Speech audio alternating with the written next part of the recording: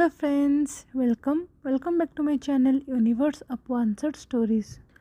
अगर आपको ये वीडियो पसंद आए तो इसे लाइक कीजिए, अपने दोस्तों के साथ शेयर कीजिए और मेरे चैनल में अगर नए हैं तो इसे सब्सक्राइब कीजिए। तो चलिए शुरू करते हैं हमारी स्टोरी डील ऑफ मैरिज का आज का पार्ट। पार्ट की शुरुआत वहीं से होती है जहाँ पर ये पार्ट ख़त्म हुआ था, यानी कि हमारे वांगसेन को जब एहसास हुआ था कि कोई उन्हें घूर रहा है। जब उन्होंने उस तरफ देखा तो उन्होंने देखा वो कोई और नहीं वेंचाओ था, जिसे देखकर हमारा वांगजी डर जाता है और हमारा विंग ट्रम्बलिंग करने लगता है, जिसे महसूस कर कर वांगजी विंग के हाथों को ज़रा थोड़ा टाइट से पकड़ लेता है, जिसे देखकर वेंचाओ मुस्कुराने लगता है। तभी हमें दिखाया जाता है वेंचाओ के पीछे से एक लड़की निकलकर बाहर आती है, जो सामने वांगजी को देखकर खुश होकर उसकी ओर जाने लगती है और वो जाकर वांगजी को हक कर लेती है और कहती है, वांगजी तुम कैसे हो, कितने सालों बाद मिलना हुआ। जिसे देखकर वांगजी भी फ्लिंच कर जाता है और उस ओमेगा लड़की को वांगजी के इतने करीब देखकर हमारे विंग थोड़ी जेलस होने लगती है। तभी हमारा वांगजी उस लड़के के रेस्पॉन्ड में कहता है, मियाँ मियाँ तुम यहाँ पर क्या कर रहे हो, तुम तो फॉरेन में सेटल हो गई थी ना, तुम यहाँ पर। जिसे सुनकर मियाँ मियाँ हंसते हुए कहता है, फॉरेन में तुम नहीं थे ना, इसीलिए मैं वापस आ गई। Because I miss you a lot वांगजी। जो बात सुनकर उनके आंखों में खून सवार हो जाता है, जिस बात को हमारा वांगजी भी महसूस कर पा रहा था, क्योंकि वो अब तक हमारे विंग का हाथ को पकड़ा हुआ था। तभी हमें दिखाया जाता है वेंचाओ हंसते हुए वांगजी की ओर आते हुए कहता है, तो हम फिर मिल गए, और वो भी तुम्हारे डेट के दिन। वेंचाओ के मुंह से डेट की बात को सुनकर मियाँ में चौंकते हुए वांगजी की ओर देखकर कहता है, क्या डेट, क्या ये ओमेगा तुम्हारा। वो अपने लाइन को कंप्लीट कर पाती उससे पहले विंग वांगजी के बाहों को पकड़कर कहता है, हाँ मैं उनका होने वाला फियांसे हूँ। जिस बात को सुनकर मियाँ मियाँ फ्लिंच कर जाती है और वांगजी की बाह को छोड़ देती है। तभी हमें वांगजी को दिखाया जाता है, जिसे विंग का ऐसे अपने ऊपर हक जताना अच्छा लगता है और वह हंसते हुए कहता है, हाँ मियाँ मियाँ इसे मिलो, ये है वेविशियन, he is my would be husband. जिसे सुनकर विंग मियाँ मियाँ की ओर घूरते हुए हंसने लगता है। तभी हमें वेंचाओ का आवाज़ सुनाई देता है, जो मियाँ मियाँ की ओर देखकर कह रहा था, मियाँ मियाँ घर चलो, अभी तुम्हारा दीदी तुम्हारा इंतज़ार कर रही होगी। जिसे सुनकर वो अपने सर को हाँ में हिलाते हुए वहाँ से चला जाता है और वेंचाओ वो उस कैफ़े से निकलने से पहले वांगजी की ओर मुस्कुराने लगता है, जिसे वांगजी देखकर और भी ज़्यादा चिढ़ जाता है और विंग की तरफ देखते हुए कहता है, चलो विंग अब चले। जिसे सुनकर विंग भी अपने सर को हाँ में हिला देता है और कहता है, जी सर चलिए। उसके बाद हमें विंग के घर के सीन को दिखाया जाता है, जहाँ पर मिस्टर वे उन दोनों का इंतज़ार कर रहे थे ताकि वो दोनों आए और वो तीनों मिलकर डिनर करें।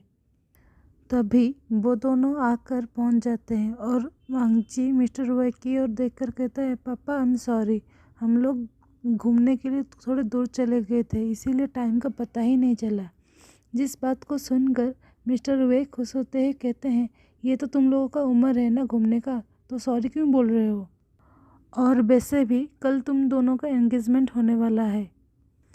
जिसे सुनकर वांगजी का कान थोड़े रेड होने लगते हैं। उसके बाद हमें दिखाते हैं वो तीनों मिलकर डिनर कंप्लीट करने के बाद वांगजी विंग को बाय कहकर वहाँ से चला जाता है अपने घर के ओर। तभी हमें मिस्टर वे को दिखाया जाता है, जो अपने कमरे में बैठकर अपने बीबी के पिक्चर को अपने हाथों में सहला रहे थे और कह रहे थे, तुमने जैसा चाहा था मैंने वैसा कर दिया।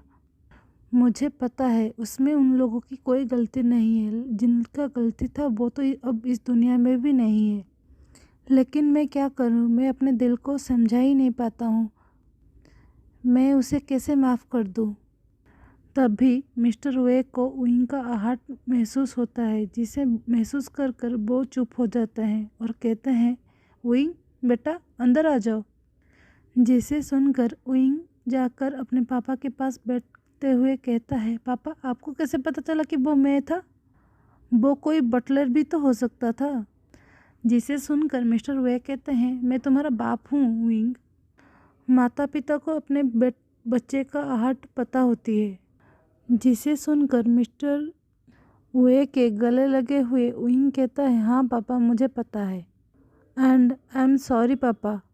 मुझे लगा आप अपने डील के वजह से मेरा शादी वांग जी के साथ कर रहे हो, लेकिन मुझे नहीं पता था कि वो मम्मी का आखिरी इच्छा था।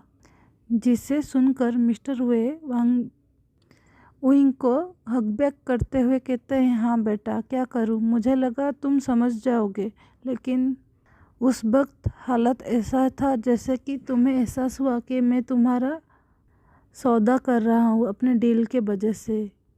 ऐसा कहते हुए वो उइंग के सर को सहला देते हैं और कहते हैं, बेटा जाकर सो जाओ, क्योंकि रात के 12 बजने के बाद तुम्हारा दोस्त न्यूएसंग तुम्हें छोड़ेगा नहीं, कॉल करता रहेगा। जिस बात को सुनकर उइंग हंसते हुए कहता है, जी पापा मैं जाता हूँ, सो जाता हूँ अभी। उसके बाद हमें रात 12 बजे का सीन दिखाया जाता है, जहाँ पर उइंग को एक कॉल आ रहा था। उसे लगा वो न्यूएसंग होगा, इसीलिए वो अपने मुंह को ना धोते हुए ऐसे उनिंदी सी आवाज़ में कहता है, हाँ न्यूएसंग बोलो क्या हुआ। जिसे सुनकर उस तरफ से वांग जी कहता है, उइंग हैप्पी बर्थडे। वांग जी की आवाज़ उस तरफ से सुनकर उइंग अचानक से घबराहट में जाकर बैठ जाता है और कहता है, सर आप सच में हो ना? उइंग की ऐसे बात को सुनकर वांग जी हंसते हुए कहता है, मुझे पता था तुम अभी भी सो रहे होगे। जिसे सुनकर उइंग कहता है, सर रात 12 बज रहे हैं तो मैं सोऊंगा नहीं तो क्या करूँगा। तभी वांग जी कहता है, ठीक है तुम सो जाओ, कल सुबह बात करेंगे। तभी उइंग कहता है, रुकिए रुकिए sir, thank you very much. मुझे नहीं पता था कि आपको मेरा बर्थडे याद रहेगा और आप वो पहले इंसान बनेंगे जो मुझे विश किया होगा। जिस बात को सुनकर वांग जी भी खुश हो जाता है और कहता है, माय प्लेजर, और जा तुम सो जाओ। तभी उइंग अपने फ़ोन को देखकर कहता है, सर मुझे नहीं लगता कि मैं अब सो पाऊँगा। जिसे सुनकर वांग जी कहता है, लेकिन क्यों? तो उइंग कहता है, क्योंकि सर न्यूएसंग का कॉल आ रहा है और आपको नहीं पता उइंग कि न्यूएसंग अब क्या क्या करने वाला है, वो कब तक मुझे जगा कर रखेगा। जिसे सुनकर वांग जी हंसते हुए कहता है, थैंक गॉड कल तुम्हारा कॉलेज नहीं है, कल संडे है। जिसे सुनकर उइंग मुंह बनाते हुए कहता है, सर कल भी? सर हमेशा आप पढ़ाई की बात क्यों करते रहते हो? तभी वांग जी हंसते हुए कहता है, क्योंकि मैं तुम्हारा प्रोफेसर हूँ, मैं पढ़ाई की बात नहीं करूँगा तो कौन करेगा, क्योंकि मुझे चिंता है मेरे स्टूडेंट्स का अच्छा स्कोर हो। जिससे सुनने के बाद उइंग कहता है, तो ठीक है सर आप फ़ोन रखिए। और वांग जी अपना कॉल को कट कर देता है और तभी उइंग न्यूएसंग के कॉल को अटेंड करता है।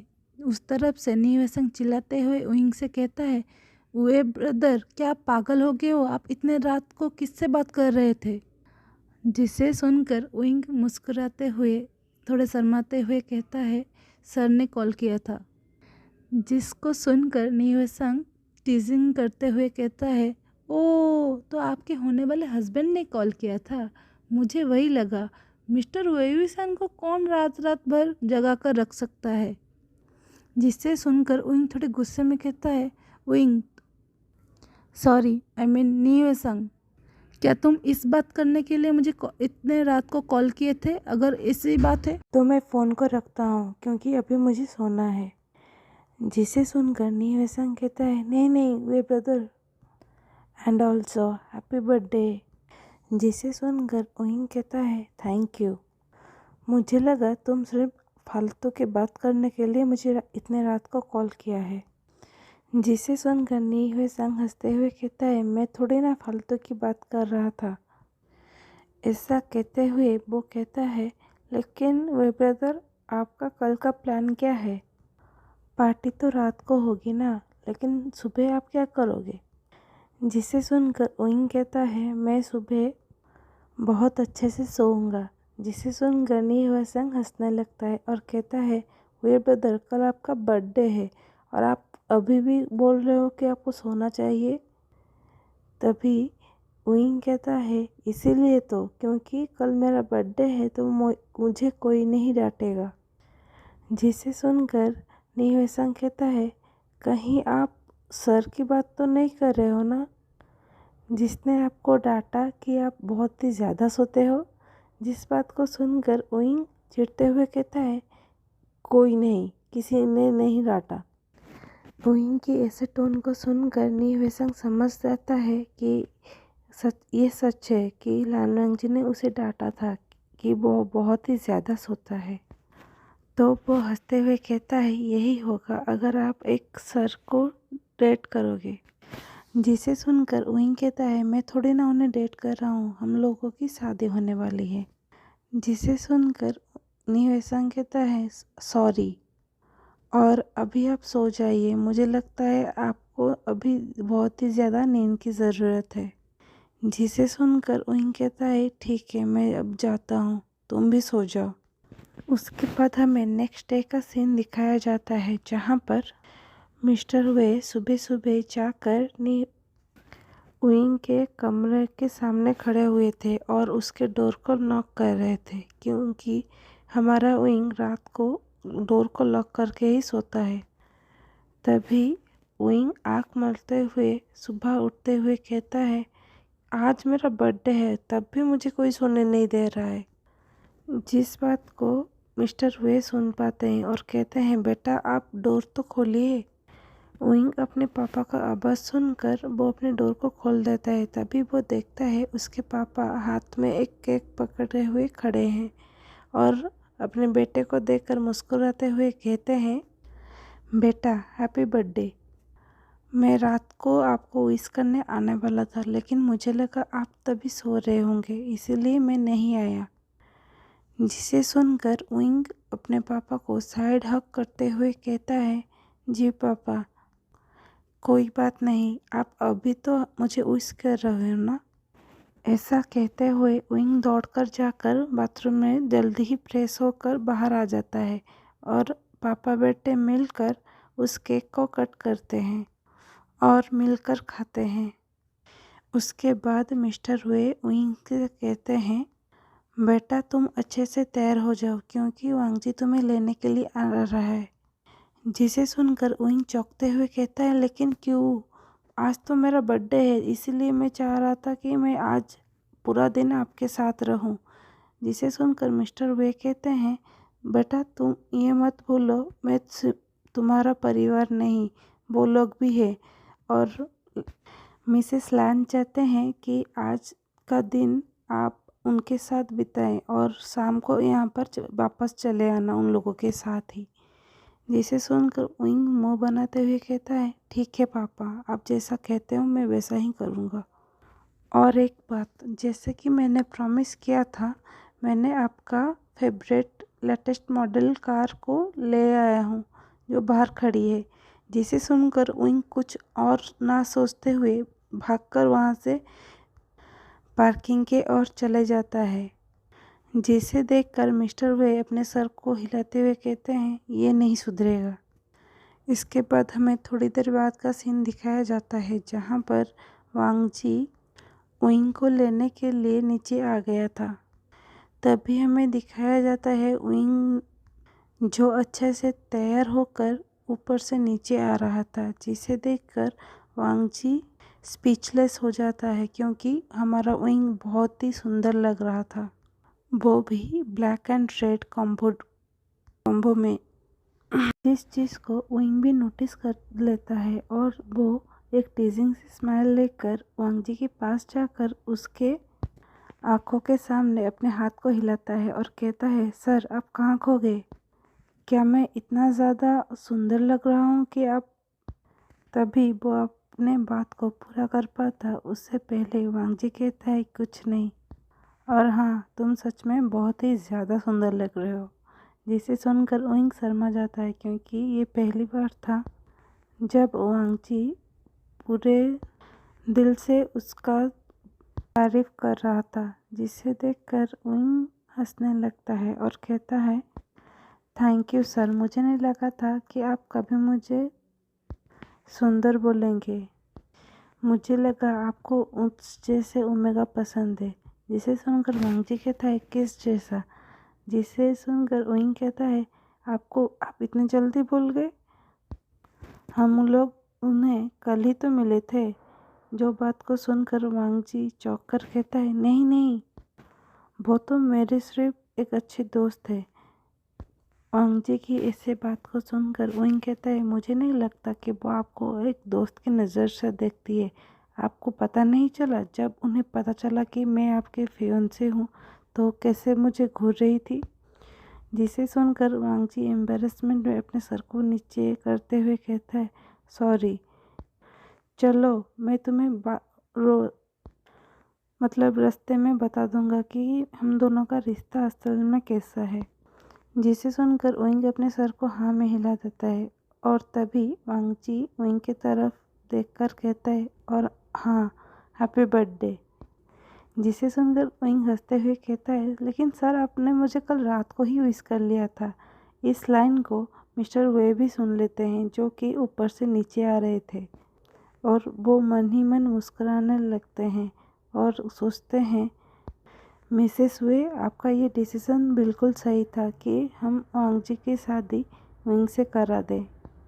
तभी वांग जी मिस्टर वे को नोटिस करते हुए विंग से थोड़ी दूर जाकर खड़े हो जाता है और उनकी ओर देखकर कहता है, पापा, तो क्या मैं जाऊं विंग को लेकर? जिसे सुनकर मिस्टर वे कहते हैं, तुम लेकर तो चले जाना, लेकिन एक काम करना, इवनिंग से पहले एक काम जल्दी आ जाना।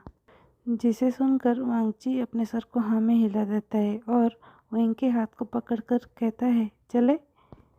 तभी विंग कहता है, हाँ चलिए। तो आज के लिए बस इतना ही। आगे क्या होगा वो हम कल देखेंगे। And also thank you for all your comments, जिसे पढ़कर मुझे बहुत ही अच्छा लगा, और आप ऐसे ही मुझे सपोर्ट करते रहिए। Thank you for watching.